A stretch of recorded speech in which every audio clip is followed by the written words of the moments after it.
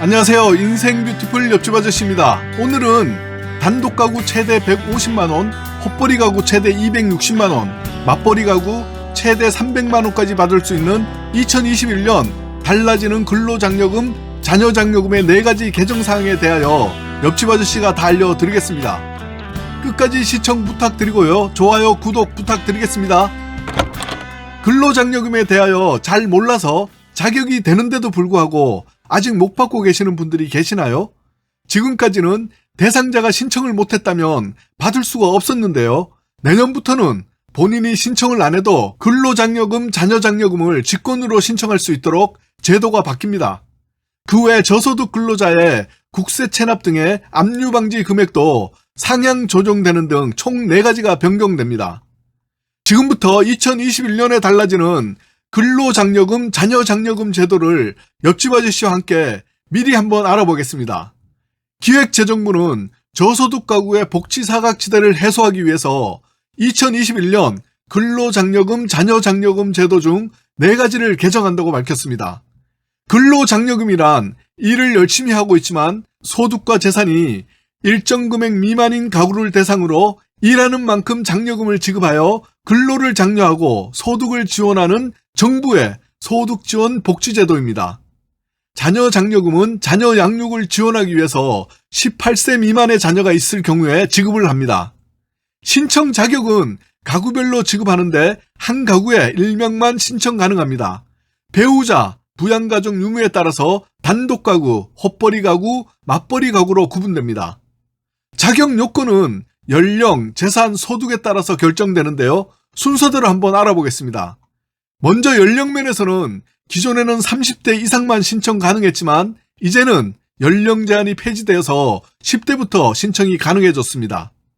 재산면에서는 가구원 모두가 소유하고 있는 주택, 자동차, 전세보증금, 건물, 토지, 예금, 현금성 자산 등 이런 것들을 모두 합한 금액이 가구당 총 2억 원 미만인 사람이 해당되며 부채가 있는 경우 부채는 재산에서 차감하지 않습니다.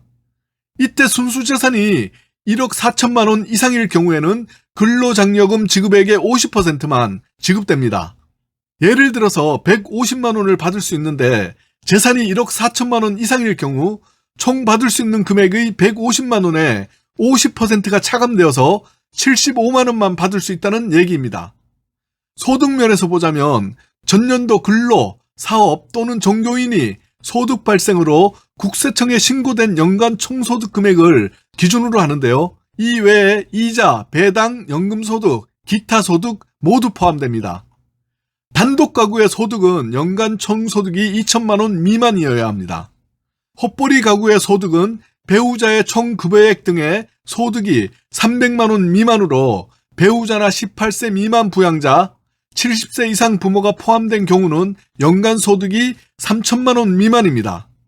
맞벌이 가구는 배우자의 총 급여액 등 소득이 300만 원 이상으로 18세 미만 부양자녀 그리고 연소득이 100만 원 이하인 70세 이상 부모가 계시면 총 소득이 3,600만 원 미만입니다. 단 2020년 현재는 자녀가 중증 장애인인 경우는 연령 제한 조건이 없습니다. 근로장려금 지급 금액은 단독 가구는 최대 150만 원까지, 헛벌이 가구는 최대 260만 원, 맞벌이 가구는 최대 300만 원까지 받으실 수 있습니다.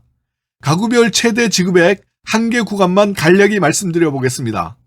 단독 가구의 최대 지급액 한개 구간은 총소득 400만 원에서 900만 원 사이이고요.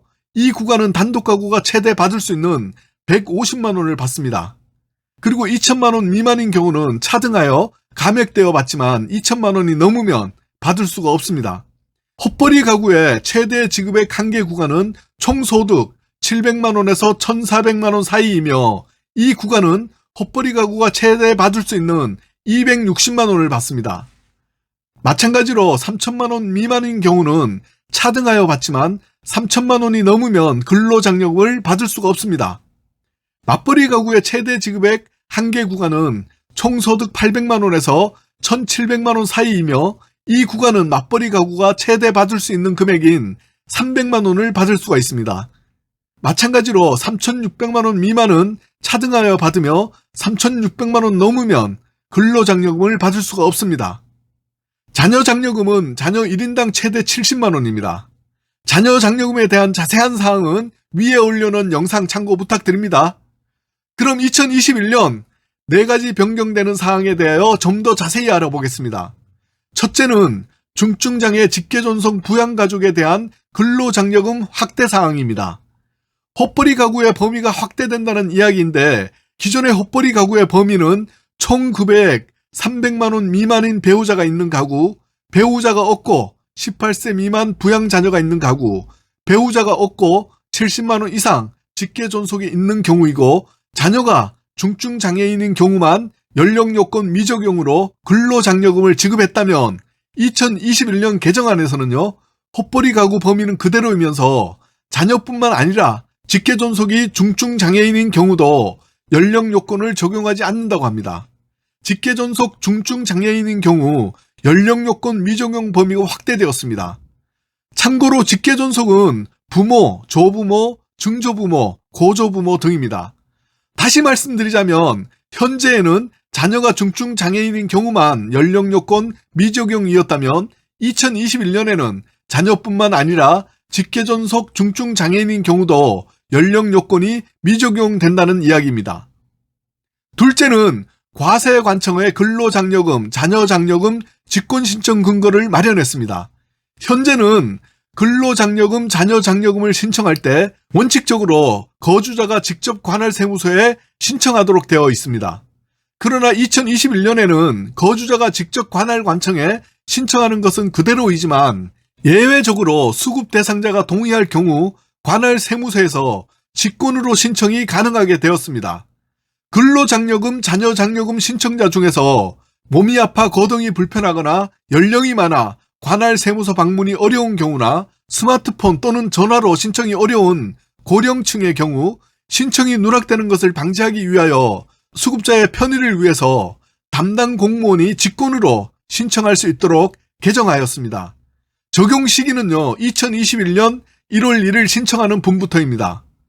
셋째는 반기 근로장려금 지급기한이 단축됩니다. 반기 근로장려금 지급기한은 지급 결정일로부터 20일 이내 지급을 했었는데 2021년부터는 신속하고 빠른 지급을 위하여 지급기한이 5일 단축된 15일 이내로 단축이 됩니다. 개정 이유는 저소득 근로자에 대한 조속한 지원을 하기 위해서입니다. 넷째, 근로장려금, 자녀장려금 압류금지 기준금액을 상향하였습니다. 저소득 근로자의 기초생활 보장을 위해서 국세 체납액 충당 후 환급하는 근로장려금, 자녀장려금은 환급금의 30% 한도로 체납액을 충당하는데 각각 연 150만원 이하의 금액은 체납액이 있더라도 압류 금지입니다. 그런데 2021년 개정안에서는 근로장려금, 자녀장려금 압류 금지 기준금액을 연 150만원에서 연 185만원으로 상향 조정하였습니다. 개정 이유는요, 저소득 근로자의 기초생활 보장을 위해서입니다. 다시 한 번 더 2021년에 근로장려금, 자녀장려금 개정안을 정리해 보자면요. 먼저 헛벌이 가구는 자녀뿐만 아니라 직계존속이 중증장애인인 경우도 연령요건을 적용하지 않는다고 합니다. 참고로 직계존속은 부모, 조부모, 증조부모, 고조부모 등입니다.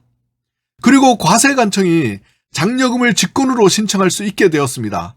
또한 반기 근로장려금 지급기한을 20일에서 15일로 단축했고요.